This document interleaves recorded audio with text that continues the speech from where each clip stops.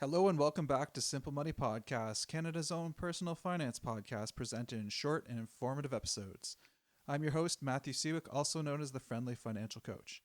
All right, everyone, so it's now officially November, and you know what that means. Happy Financial Literacy Month. And I know this sounds really cheesy, but it's really nice to actually have a whole month dedicated towards our cause. And to celebrate our 8% of the year, I'm putting together a multi-part series on some of the biggest life-changing events in how to financially handle them, including tricks to save money, some best practices, and just explaining what the heck is going on.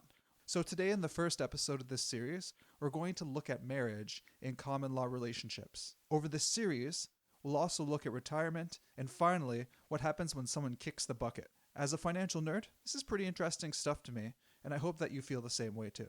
So I was originally going to do a single episode for today, but I thought about it and I think it would be best to break it up into two separate parts. So for this episode, we're going to look at what it even means to be married or common law status, hidden ways to save money or taxes, and then next week, we're going to look at ways to protect your household's finances, and to top it off, what happens financially if a relationship breaks down. So to kick things off, it's important to understand what marriage and common law even mean. The legal definition of marriage for civil purposes is the lawful union of two persons to the exclusion of all others. And whether you're registered in a large ceremony or even just City Hall, paperwork is filled out, which essentially makes it legal. And on the other hand, the definition of common law is much more tricky and can be really confusing, as there's different conditions for the federal and provincial designation. These two different designations are also applied at different times. So for example, federal designation in Canada is used when you file your income taxes, and the provincial definition is typically applied to anything that falls under family law, such as dividing assets when a relationship breaks down or spousal support. And the basic structure of common law definitions is that you have a person living with another individual that they're not married to. They must also have a conjugal relationship and live with the other individual for a set period of time. And special rules also apply if there's a child involved. So the federal definition of common law applies when you have been with the other person for either a continuous 12-month period, or are parents by birth or adoption, or have legal custody of a child. And for example, in Ontario, where I'm from, you must have lived with the partner for at least 36 months, or if you have a child, you must have lived with them for at least 12 months. So now that we've made sense of what these concepts even mean, let's look at how these affect your income taxes and what opportunities can be used to cut your tax bills. So the first thing I really want to do though is to break a common myth. You don't actually file joint taxes when you're married or common law. All of your income, deductions, and tax credits are claimed by each individual person.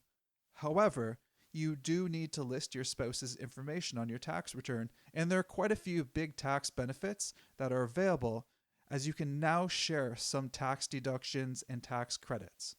So for example, the lower earning spouse can claim child expenses, which can offer a deduction of up to $8,000 per child. You can also share the basic personal amount if your spouse earns approximately under $12,000 per calendar year. And any tuition that's paid can also be shared between spouses in the year that the expense was incurred. And you could also pool your medical expenses and have the lower earning spouse claim them, as usually what happens is that the lower earning spouse will have a lower threshold to claim them. And on the same return, if you have children, you could also claim any medical expenses that applied for them. And when you finally reach retirement, you can also split select pensions with each other, which can offer massive tax savings. And this is going to be something that we're going to talk a lot more about in the future. And now if you're taking care of another spouse, there's also a caregiving tax credit that can be claimed. And also if your partner has a disability, you can share the disability tax credit. Now, one of the downsides of this new tax situation is that you may have lost certain tax benefits that are tied to your household income. Very often what happens is now when you're involved in a dual income earning household, your income is larger, which can then disqualify you from certain types of benefits. And in some cases, you may also have to pay them back if you receive them and then later on turned out that you didn't qualify. And what's happening here is that they're essentially clawing back the benefits by using the backdated married or common law date. So that's it for today's episode, but join us next week as we look at ways to protect the finances of households, where we'll look at things like beneficiaries and successors. And then we're also going to cover what happens when a relationship breaks down. So thanks again for listening to Simple Money Podcast. As always, please consider rating us on whichever podcast provider you are using, and also sharing with anyone that you think may benefit from the show.